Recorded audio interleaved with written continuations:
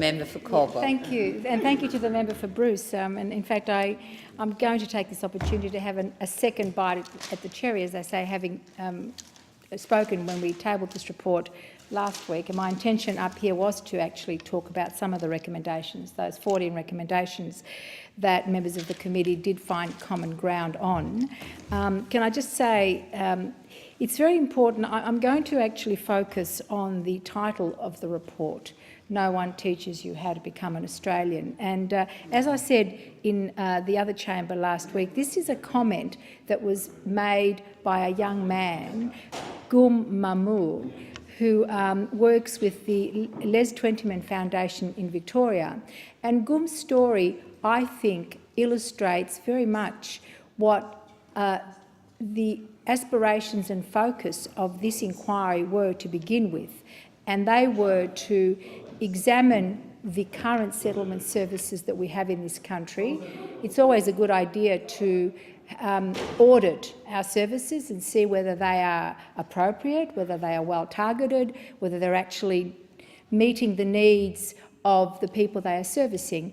And within that, when the Chair and I first spoke about this inquiry, and I will say and put on record that I felt that some of the issues that the Chair proposed to explore in relation to the South Sudanese gang activity in Victoria were matters that were better placed to be explored by, as my colleagues have already said, a committee such as the Law Enforcement Committee.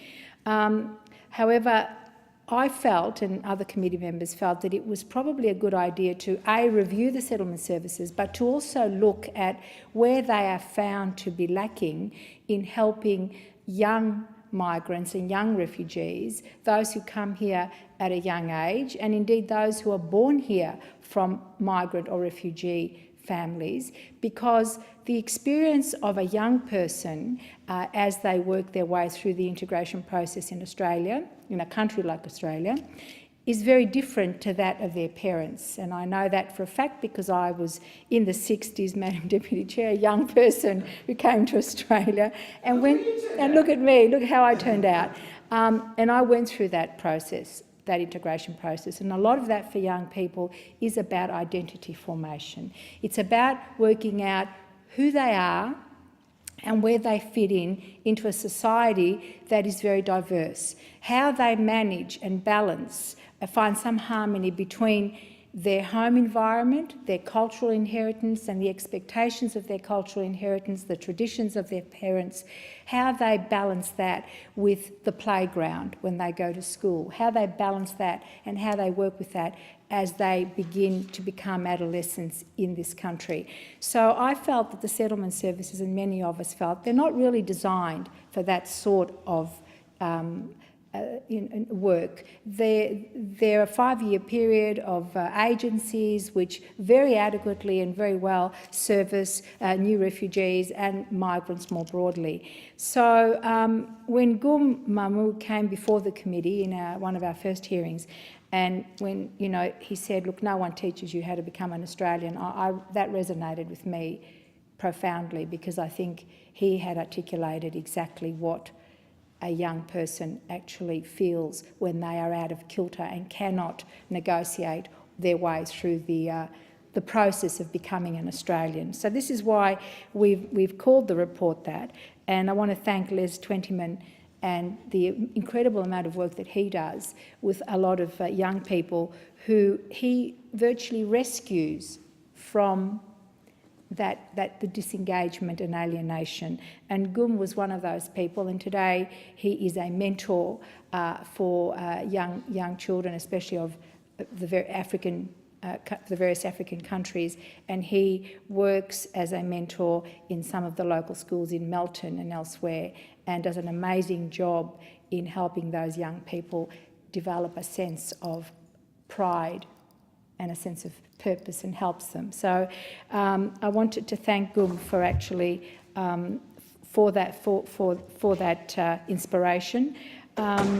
The recommendations that are at the heart of what I believe this report is really about, yes, and I think the member for Blair did speak about our descending report, and I spoke about it last week, so I won't labour on it because I'm very keen to look at some of the recommendations.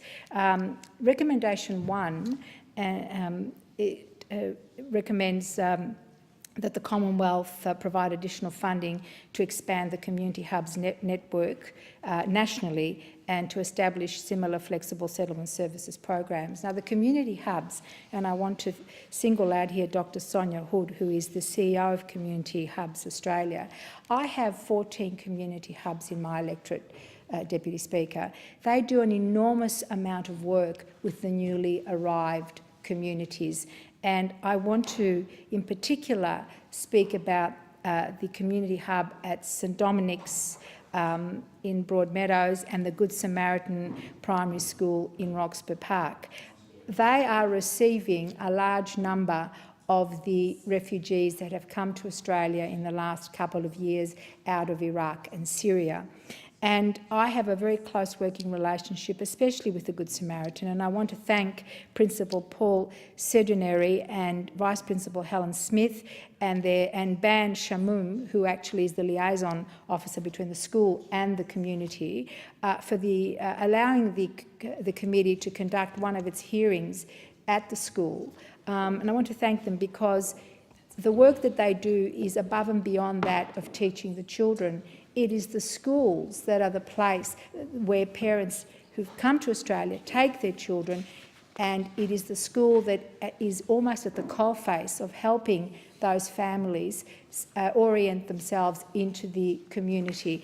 And all of the difficulties associated with that, in many ways, are first expressed and first discovered at that school level. So Community Hubs, that network is a very, very important network and provides a very good service to the broader settlement services network. And I'm hoping that the government will adopt these recommendations because, especially in relation to the community hubs. The second recommendation talks about developing a neighbourhood migrant mothers outreach program, which is to service the most recently arrived families.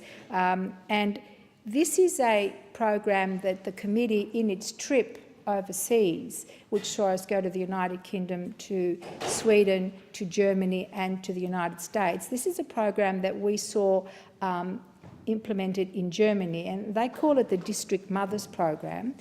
And basically they have trained and employed women who are mothers with children from the communities that they are receiving their refugees from.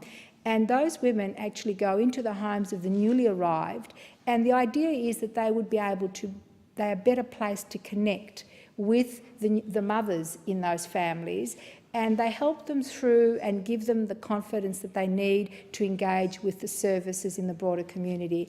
I'm particularly interested in this program because I can see how it would work in my electorate and amongst the women and the capacity they have to reach out to other women in their own language, understanding their culture, and they would be able to assist them in those very critical first months and years of coming into Australia. The other area that the actual inquiry looked at was making the delivery of the settlement services a lot more flexible, and in particular, and I've heard this from the many refugees that have come into my electorate, the type of English language that is being delivered to them is aimed at assisting them find employment. However, it doesn't necessarily assist them in learning conversational English so that they can actually engage with their community. So improvements to the delivery and flexibility around the delivery of the English language program, those recommendations are vital because everyone knows that the key to engaging in your new community is to be able to communicate with it. And the English language and the teaching of the English language has been one of our greatest strengths in our settlement program. And the member for Bruce is absolutely correct.